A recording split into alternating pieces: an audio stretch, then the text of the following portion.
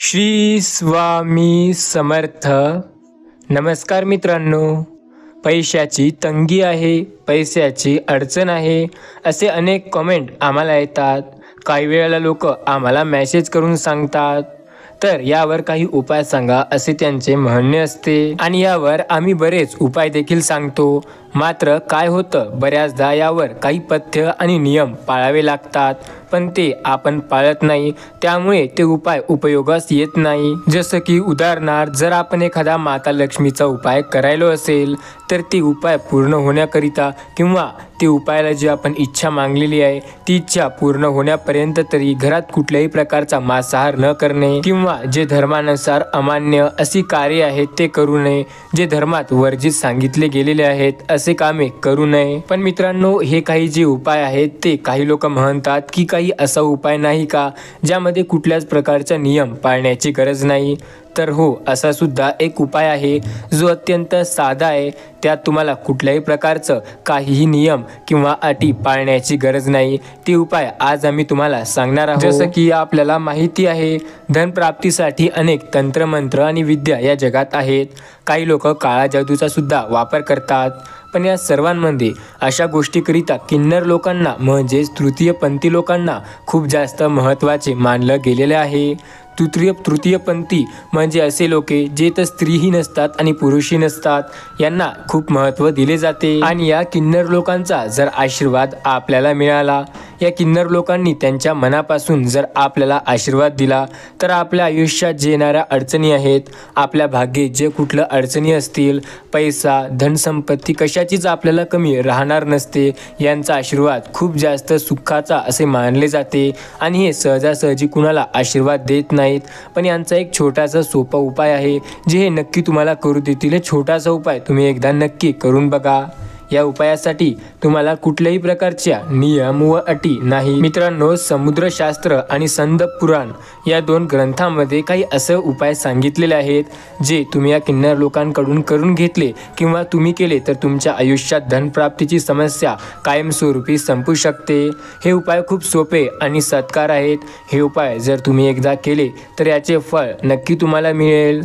या उपायाचा अनुभव तुम्हाला तात्काळ मिळू शकतो. मित्रांनो, हा उपाय अतिशय उपयुक्त आणि नेहमी ज्याने केला त्याच्यासाठी लाभदायक ठरणार आहे. आता हा उपाय कोणता आहे ते तुम्ही हा व्हिडिओ शेवटपर्यंत पहा आणि जाणून घ्या. पण त्याआधी आपल्या या यूट्यूब चॅनलवर नवीन आला असाल तर या यूट्यूब चॅनलला जरूर सबस्क्राईब करा आणि कमेंटमध्ये एकदा श्री स्वामी समर्थ किंवा जे कोणत्या देवाला तुम्ही मानत असाल त्यांचे नाव जरूर टाईप करा. तर चला पाहूया कुठला आहे तो उपाय. मित्रांनो, सर्वात पहिले तर तुम्हाला कोणत्याही वारी 1 रुपयाचं एक नाणं वेगळं काढायचं आहे. त्यासाठी कुठल्याही प्रकारचं बंधन नाही की सोमवारी किंवा शनिवारी किंवा मंगळवारीच काढावं.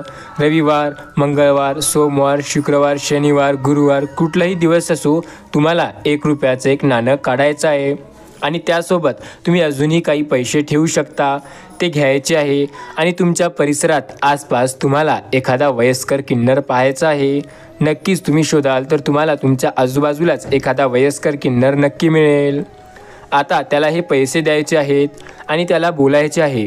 दुसऱ्या वेळेस जेव्हा कधी तो या तुमच्या जवळ येईल किंवा दुसऱ्या वेळेला तो कधीही दुसऱ्या किंवा तिसऱ्या दिवशी किंवा कधीही नंतर एका आठवड्यानंतर तुमच्या आसपास येईल किंवा तुमच्या एरियात येईल, तर त्यांना पुन्हा तुम्हाला 1 रुपया परत मागायचा आहे. 1 रुपया परत द्या असं त्यांना म्हणायचं आहे, पण ते ताबडतोब घ्यायचं नाही. त्यांना बोलायचं जेव्हा तुम्ही परत दुसऱ्या वेळेला याल तेव्हा ते 1 रुपया मला द्या. आता हा उपाय दिसायला जरी अत्यंत साधा व सोपा असेल, पण हा उपाय अतिशय चमत्कारी आहे. हा उपाय खूप प्रभावी आहे. आता नंतर तुम्हाला जमेल तर बुधवारी त्या किन्नरकडे वापस जायचं आहे आणि त्याला तुम्ही जे पैसे दिले होते त्यापैकी 1 रुपयाचं नाणं त्याला मागायचं आहे. पण लक्षात ठेवा, तुम्ही ज्याला ते पैसे दिले होते त्यापैकी जे तुम्ही दिले होते तेच परत मागायचे आहे. त्यापैकी त्याने खर्च केलेले नसावे नसावे, कदाचित 1 रुपया तरी त्याच्याकडे असावा जो त्याने कुणाला न दिला असावा किंवा खर्च केलेला नसावा. फक्त 1 रुपया जरी त्याने ठेवलेला असावा तर तो त्याला तुम्हाला परत मागायचा आहे. आणि हो, फक्त त्याकडून ते 1 रुपया घ्यायचा नाही, तर 1 रुपया घेण्याआधी त्याला एक विनंती करायची आहे. त्याला म्हणायचं, माझ्या घरात जे पैशाची समस्या आहे, जे धनाची समस्या आहे, जे मला कुठल्याही कामात पैसा आडवा येतो, ते सर्व समस्या माझ्या पूर्णपणे दूर होऊ द्या. माझ्या आयुष्यातील माझ्या पैशाची समस्या कायमस्वरूपी सुटू द्या. माझं दुकानदारी सर्व चांगली चालू द्या. माझा व्यवसाय, माझी जॉब, ते सगळं काही सुरळीत चालू द्या आणि सर्वत्र प्रगती होऊ द्या, अशी त्याला विनंती करायची आहे आणि आशीर्वाद द्या म्हणून म्हणायचं. नक्की तो पूर्ण मनाने तुम्हाला आशीर्वाद देईल. आणि त्यानंतर ते 1 रुपयाचं नाणं घेतल्यानंतर तुम्हाला सरळ घरी यायचं आहे आणि तुम्हाला हिरव्या कलरचा कपडा घ्यायचा आहे. आता मी म्हणतोय की हिरव्या कलरचा कपडा घ्यायचा आहे, तर बरेच जण आता पोपटी रंगाचा कपडा घेतील, नाहीतर काही जण डार्क हिरव्या रंगाचा कपडा घेतील. तर ही चूक करू नका, हिरव्याच रंगाचा कपडा घ्या. आणि आता बरेच जण हे जे 1 रुपयाचं नाणं आहे ते घेतल्यानंतर इकडे तिकडे कुठे फिरतील आणि नंतर घरी येतील, तर हे पूर्णपणे चुकीचं आहे. तुम्हाला ते नाणं घेतल्यानंतर सरळ तुमच्या घराकडे यायचं आहे, मधात इकडे तिकडे कुठेही न जाता आणि जास्त कोणाशी संवाद न करता सरळ तुम्हाला तुमच्या घराच्या दिशेने यायचं आहे. मित्रांनो, हे जे काही आपले उपाय व टोटके असतात, हे पाळताना काही छोट्या मोठ्या ज्या बेसिक गोष्टी असतात त्या आपल्याला पाळावे लागतात. त्याचमध्ये ही एक गोष्ट आहे की आपण जे काही तंत्रमंत्राचा उपाय करतोय त्यामध्ये कोणाला जास्त संवाद नको आहे. त्यामुळे जेव्हा तुम्ही ते नाणं घ्याल तेव्हा कुणालाही न बोलता सरळ चुपचाप तुम्हाला तुमच्या घरी यायचं आहे. आता बरेच लोक म्हणतात की हो, मी सर्व नियम व अटी पाळेल, पण या छोट्या छोट्या चुका करतात आणि नंतर आम्हाला कमेंट करून म्हणतात की मी या सर्व उपायांचा उपाय केला आहे, तरी पण माझ्याप्रती याचा काहीही उपयोग झाला नाही, मला याचा कुठल्याही प्रकारचा अनुभव आला नाही. तर याचं हे सुद्धा एक कारण असू शकतं की तुम्ही छोटे छोटे जे उपाय आणि जे तोडके करता त्यात अशा बेसिक गोष्टी विसरता. त्यामुळे तुमचा उपाय हे कधीही कामापुरता कामा येत नाही.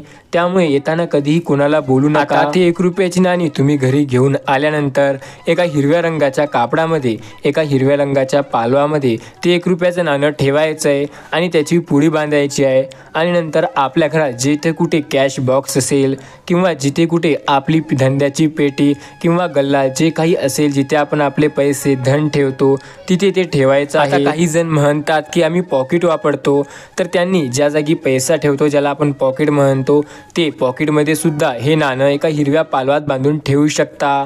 आता हा उपाय केल्यानंतर काही दिवसातच मित्रांनो तुम्हाला याचा खूप चांगला प्रभाव जाणवायला लागेल. तुम्हाला या गोष्टीकडे लक्ष द्यायला लागेल आणि तुम्हाला कळेल की आता तुमचा पैसा पहिले एवढा खर्च होत नाही आणि तुमच्याकडे आता जरा जरा पैशाची बचत होणे चालू झालेले आहे. हा उपाय तुमच्यासाठी सार्थक ठरत आहे. मित्रांनो, एक गोष्ट लक्षात ठेवा, जेव्हा तुम्ही हे 1 रुपयाचं नाणं आणाल तेव्हा त्यामागे त्या किन्नराचा आशीर्वाद नक्की असायला हवा. आणि जेव्हा तुम्ही त्यांकडून आशीर्वाद घ्याल तेव्हा तुमच्या मनामध्ये त्याबद्दल कुठल्याही प्रकारचा वाईट विचार नसावा किंवा त्याबद्दल कुठल्याही प्रकारची चुकीची भावना नसावी. किन्नर लोक हे आपल्यापैकीच एक आहेत.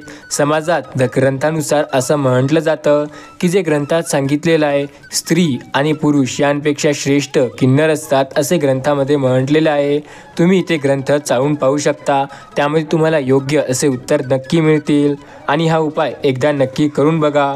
फक्त हे उपाय करताना लक्षात ठेवा की तुम्ही जे 1 रुपयाचं नाणं त्यांना दिलं आहे तेच तुम्हाला परत त्यांनी द्यावं. हे तुम्ही त्यांना सांगून सुद्धा ठेवू शकता की हेच नाणं मला पाहिजे, याला कुठेही खर्च करू नका किंवा अदलाबदल करू नका.